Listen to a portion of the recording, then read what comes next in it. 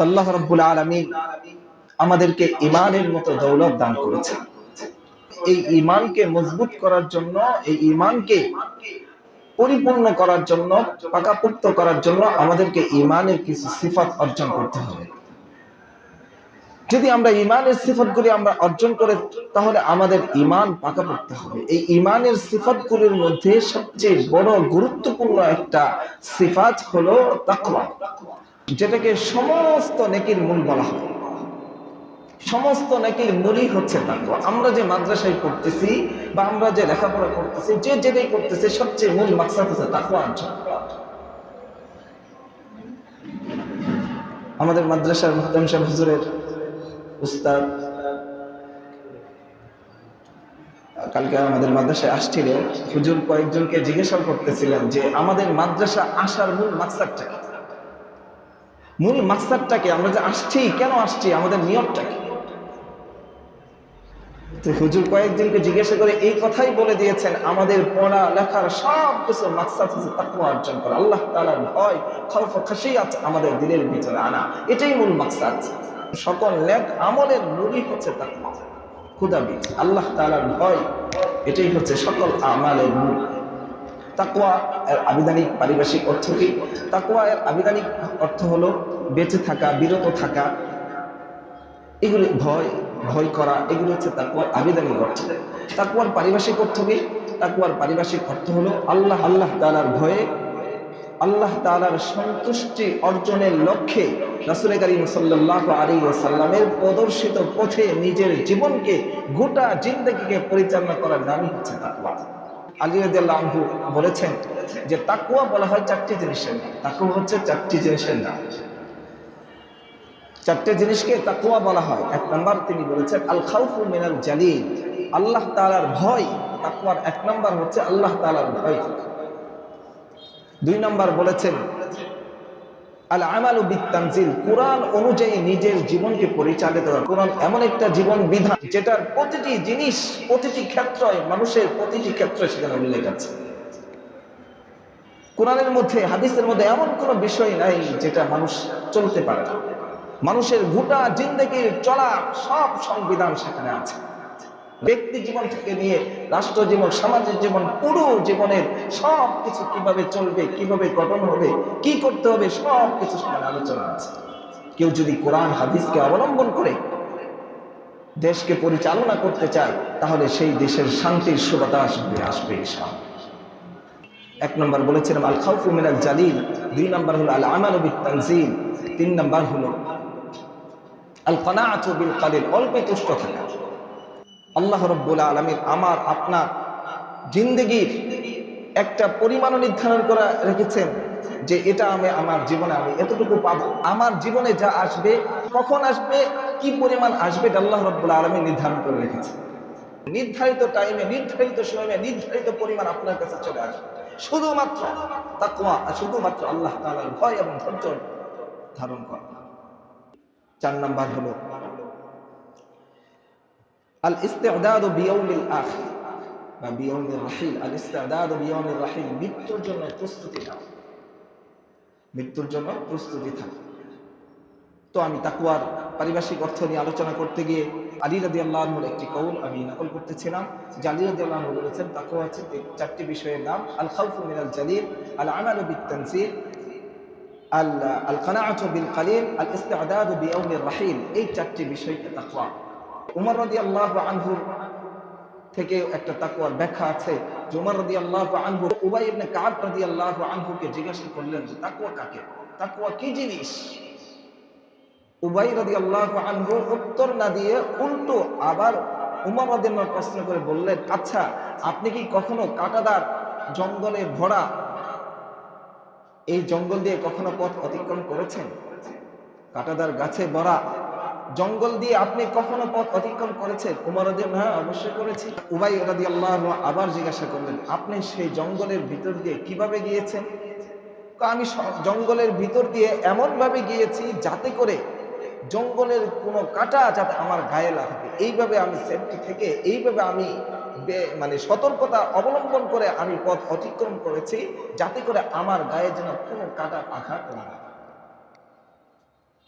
উবাই রাদিয়াল্লাহু আনহু বললেন যে এটাকেই তাকওয়া, এটাকেই তাকওয়া বলে। এই ঘটনা থেকে এই তাকওয়ার ব্যাখ্যা থেকে আমরা বুঝতে পারলাম এই কথা যে গোটা দুনিয়াটা হচ্ছে কাঁটাদার গাছে ভরা একটা জঙ্গলের নাম, এবং এই দুনিয়ার মধ্যে যত গুনার যে সুযোগ আছে এই গুনার সুযোগটা হচ্ছে কাঁটা। গোটা দুনিয়াটাই হলো কাঁটাদার গাছে ভরা একটা জঙ্গলের নাম, এবং এই গুনার সুযোগটা, দুনিয়ার মধ্যে যত গুনার সুযোগ আছে এই কাঁটাদার গাছের হচ্ছে কাঁটা। দুনিয়াতে আসা ছাড়া কেউ কখনো জান্নাতে যেতে পারবে না। জান্নাতে যেতে হলে যে দুনিয়াতে আসতে হবে, আর দুনিয়াটা হচ্ছে কাঁটাদার গাছের বলে একটা জঙ্গলের নাম।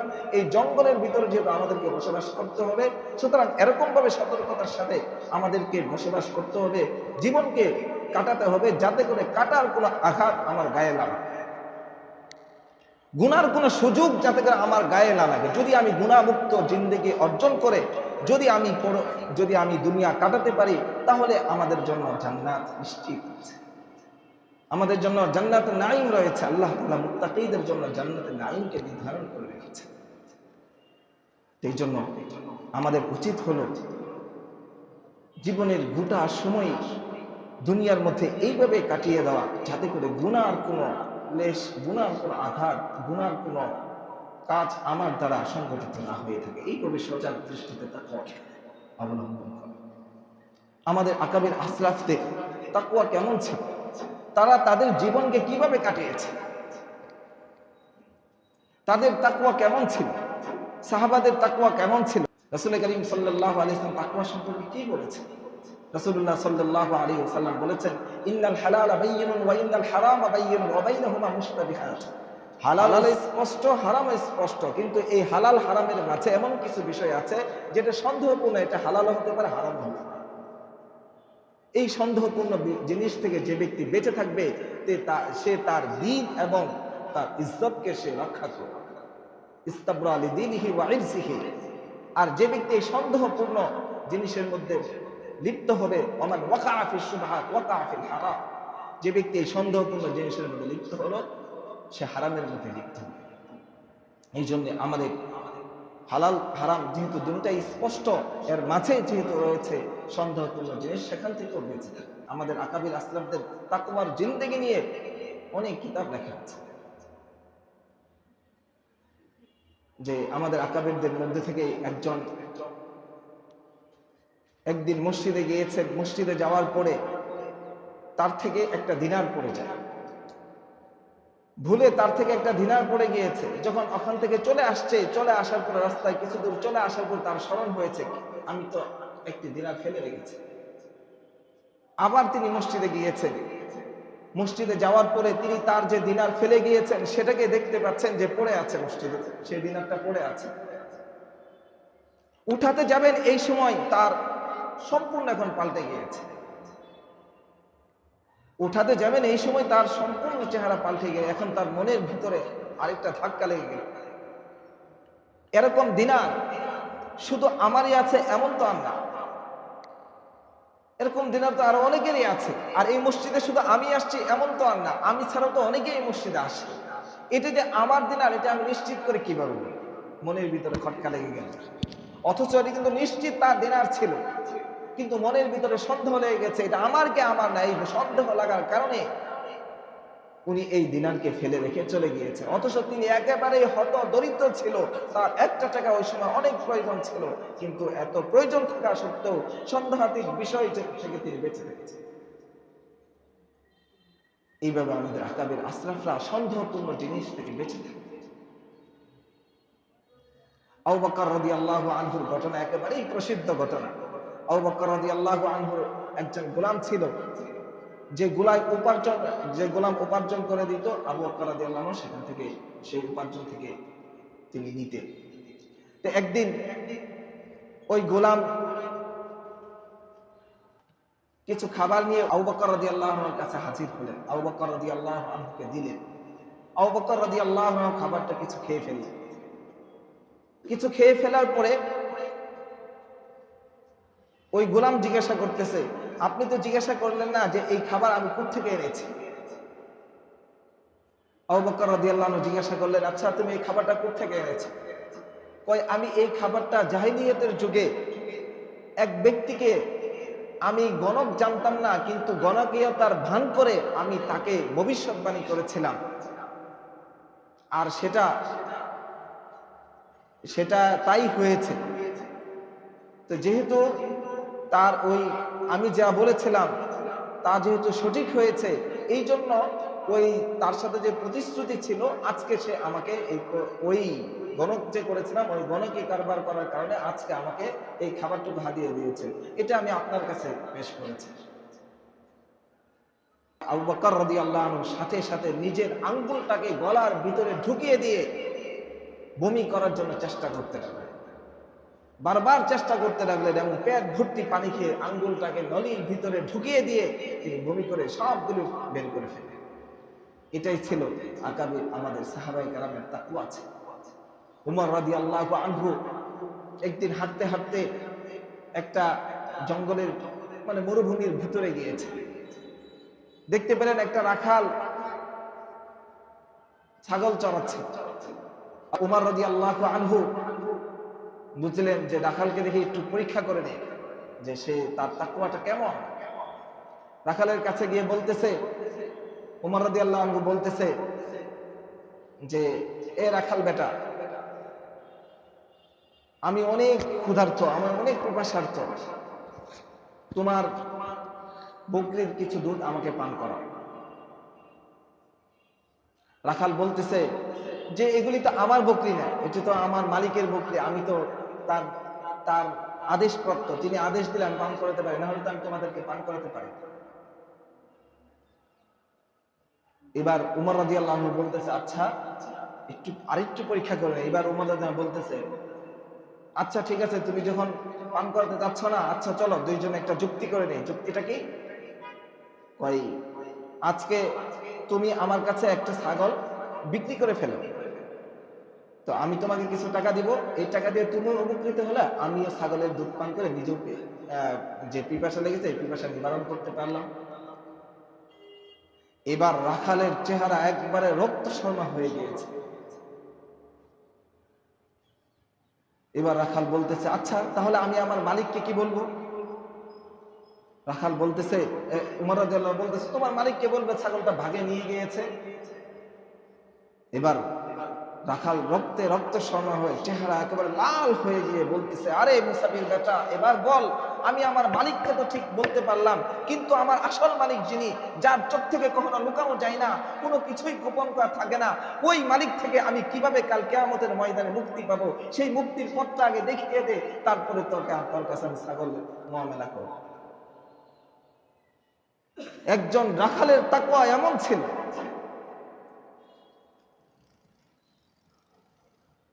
এই জন্য তাকওয়া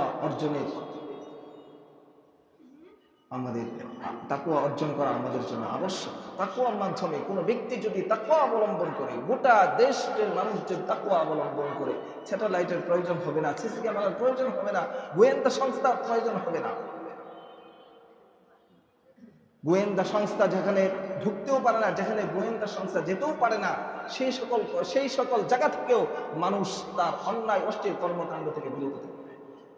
তাকওয়া অর্জন কোনো ব্যক্তি যদি করে, তার দ্বারা কোনো সময় অন্যায় কর্মকাণ্ড তার দ্বারা সম্পাদিত হবে না, সংগঠিত হবে না। এই জন্য তাকওয়া অবলম্বন করা আমাদের জন্য অপরিহার্য। এই তাকওয়ার মৌসুম আমাদের আসতেছে, রমজানুল মুবারক। এই যে রমজানুল মুবারক আমাদের সামনে আসতেছে, রমজানুল মুবারকের পূর্ণ প্রস্তুতি হিসাবে আমাদেরকে তাকওয়া, আল্লাহ তাআলার ভয়, খাউফ খাশিয়াত, আগে যা করেছি এগুলিকে আমরা ছেড়ে দেই, অন্যায় অশ্লীল কর্মকাণ্ড যা করেছি এগুলিকে পরিহার করি, এগুলি সবগুলি ত্যাগ করে দিয়ে আমরা তাকওয়া অবলম্বন করি। যে ব্যক্তি তাকওয়া অবলম্বন করবেন তার আরো একটি ফায়দা দান করবেন যে আল্লাহ রাব্বুল আলামিন তার সমস্ত বিপদ থেকে তাকে উদ্ধার করবেন। আমাদের কল্পনাও যেখানে নেই সেখান থেকে তাকে উদ্ধার করে আনবে। মানুষ তো মনে করবে সে যে ভেসে গিয়েছে, ষড়যন্ত্রের মধ্যে পড়েছে, সে যে বিপদে পড়েছে, এই বিপদ থেকে মনে হয় না সে আর উদ্ধার হতে পারে। আল্লাহ রাব্বুল আলামিন এরকম বিপদ থেকে তাকে সসম্মানে তাকে বের করে আনবে। ইউসুফ আলাইহিস সালাতু ওয়াস সালামকে মিথ্যা অপবাদ দিয়ে তাকে কারাবন্দী করা হয়েছে। আল্লাহ রাব্বুল আলামিন তাকে সসম্মানে বের করে এনে ক্ষমতার মসনদ তার হাতে সমর্পণ করেছেন। আল্লামা মামুনুল হক দামাত বারাকাতুহুম আলিয়া মিথ্যা অপবাদে জেলের ভিতরে গিয়েছিল, আল্লাহ রাব্বুল আলামিন তাকে সসম্মানে বের করে এনেছেন। আমরা আশাবাদী রাখি আল্লাহ রাব্বুল আলামিন তাকে যেভাবে সসম্মানে বের করে রেখেছেন, আল্লাহ রাব্বুল আলামিন তার হাতে ক্ষমতার মসনদকেও দিবেন ইনশাআল্লাহ। মানুষ যত ষড়যন্ত্রই করুক, যত বিপদেই থাকুক না কেন, সকল বিপদ থেকে আল্লাহ রাব্বুল আলামিন তাকে উদ্ধার করে আনে। তাকওয়ার 2 নম্বর ফায়দা হলো, যে ব্যক্তি তাকওয়া অবলম্বন করে আল্লাহ রাব্বুল আলামিন তাকে সর্বপ্রকার সকল ষড়যন্ত্র থেকে তাকে উদ্ধার করে। সব রকমের ষড়যন্ত্রকে আল্লাহ রাব্বুল আলামিন নস্যাৎ করে দিয়ে তার সর্বপ্রকার ষড়যন্ত্র থেকে তাকে উদ্ধার করে আনে। আল্লাহ রাব্বুল আলামিন কোরআনে কারীমের মধ্যে বলেছেন, ওয়াইন তাসবিরু ওয়া তাত্তাকু লা ইয়াদুররুকুম কাইদুহুম শাইআ ইন্নাল্লাহা বিমা ইয়া'মালুনা মুহীত। যদি তোমরা ধৈর্য ধারণ করো, তাকওয়া অবলম্বন করো, তাদের শত্রুতা, তাদের ষড়যন্ত্র তোমাদের কোনো ক্ষতি করতে পারে না। সব রকমের ষড়যন্ত্র থেকে যদি আমরা তাকওয়া অবলম্বন করি, ধৈর্য ধারণ করি, আল্লাহ রাব্বুল আলামিন আমাদেরকে সব রকমের সকল প্রকার ষড়যন্ত্র থেকে আল্লাহ রাব্বুল আলামিন আমাদেরকে উদ্ধার করবেন। যে ব্যক্তি তাকওয়া অবলম্বন করবে তার আরো একটি ফায়দা হলো, আল্লাহ রাব্বুল আলামিন তার আমলকে কবুল করবেন। আল্লাহ রাব্বুল আলামিন তার সকল আমলকে কবুল, ইন্নামা ইয়াতাকাব্বালুল্লাহু মিনাল মুত্তাকিন। সে যত আমল করবে আল্লাহ রাব্বুল আলামিন তার সবগুলি আমলকে কবুল করবেন। তাকওয়া বানের আমল আল্লাহ রাব্বুল আলামিন কবুল করেছেন। আল্লাহ রাব্বুল আলামিনের কাছ থেকে আমল কবুল করায় নিতে হলে দুনিয়ার কোনো নিজাম চলবে না। আল্লাহ রাব্বুল আলামিনের কাছ থেকে আমল কবুল করায় নিতে হলে তাকওয়ার মাধ্যমে নিতে হবে। জোর জবরদস্তি করে, জোর খাটিয়ে এখান থেকে আমলকে কবুল করে নেওয়া সম্ভব। আল্লাহ রাব্বুল আলামিন থেকে আমলকে কবুল করায় নিতে হলে তাকওয়া অবলম্বন। যার তাকওয়া যত বেশি থাকবে তার আমল তত বেশি করবে। আল্লাহ রাব্বুল আলামিন তাকওয়া অবলম্বন করে আরো একটি ফায়দা তাকে দান করবেন, সেটা হচ্ছে অপ্রত্যাশিত জায়গা থেকে তার রিজকের ব্যবস্থা করেন। সেটা সে কল্পনাও করে নাই, এই অপ্রত্যাশিত জায়গা থেকে তার রিজকের ব্যবস্থা করেন। ওয়ারযুকহু মিন হাইসু লা ইয়াহতাসিব। সে কল্পনাও করে না, অপ্রত্যাশিত জায়গা থেকে তার রিজকের ব্যবস্থা করেন। যে ব্যক্তি তাকওয়া অবলম্বন করবে আল্লাহ রাব্বুল আলামিন তাকে আরো একটি ফায়দা দান করবেন, যে আল্লাহ রাব্বুল আলামিন তাকে জান্নাতে নাঈম দান করবেন। জান্নাতে নাঈম তাকে আল্লাহ রাব্বুল আলামিন তাকে দান করবে। এই জন্য তাকওয়ার অনেক ফায়দা রয়েছে। যদি আমরা সেগুলির প্রতি লক্ষ্য রেখে যদি আমরা আমাদের জীবনকে তাকওয়ার উপর পরিচালনা করি, আল্লাহ রাব্বুল আলামিন আমাদের সবগুলি ফায়দা আমাদেরকে দেন। তাকওয়া আমরা অবলম্বন করব কিভাবে? তাকওয়া অবলম্বনের কয়েকটা উপায় আছে, বিভিন্ন রকমের ব্যাখ্যা, আরো ব্যাখ্যায় আছে। এর মধ্যে থেকে একটা ব্যাখ্যা হলো তাকওয়া অর্জনের, তাকওয়া হাসিল করার উপায় হচ্ছে 4টা। তাকওয়া হাসিল করার উপায় হচ্ছে 4টা। দোয়া করা, আল্লাহ তাআলার কাছে দোয়া করা, এবং নেগরানিওয়ালা সত্যবাদীদের সংস্রব গ্রহণ করা। নেগরানিওয়ালা সত্যবাদীদের সংস্রব গ্রহণ করা। নেগরানিওয়ালা, আমি একজনের কাছে বায়াত হয়েছে, একজনের সংস্রবে আমি গিয়েছি, একদিন গিয়েছি, একদিন হয়েছি, আর এই দিক থেকে আর কোনো খবর টবর নাই। এতে করে আমার নেগরানিওয়ালা আমার সহবত অর্জন তো হয়ে গেছে, এবার আমার তাকওয়া এসে যাবে, এমন কোনো বিষয় না। নেগরানিওয়ালা সহবত লাগবে। তাকওয়া অর্জনের নেগরানিওয়ালা সহবত বলতে আপনার সহবত গ্রহণ করতে হবে এবং ওনার নেগরানিতে থাকতে হবে, আমালের মধ্যে থাকতে হবে। এটা হচ্ছে নেগরানিওয়ালা, সত্যবাদীদের নেগরানিওয়ালা সহবত অর্জন করা এবং হিম্মত করা যে আমি তাকওয়া অবলম্বন করব, আমি আল্লাহ তাআলা, আমি তাকওয়ার চূড়ান্ত পর্যায়ে তাকওয়ার যে সকল বিষয় সবগুলি মেনে আমি চলবো। তাকওয়ার সবচেয়ে মূল কথা যেটা, সেটা হচ্ছে ফি'লুল খায়রাত তারকুল মুনকারাত।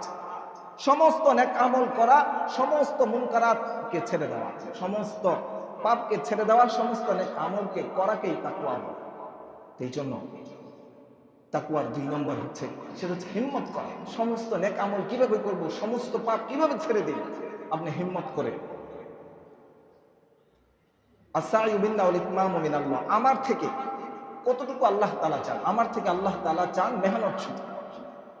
আল্লাহ তাআলা আমার থেকে কর্ম কি হবে না হবে এটা তো আমার থেকে চান না, আল্লাহ তাআলা আমার থেকে মেহনত চান।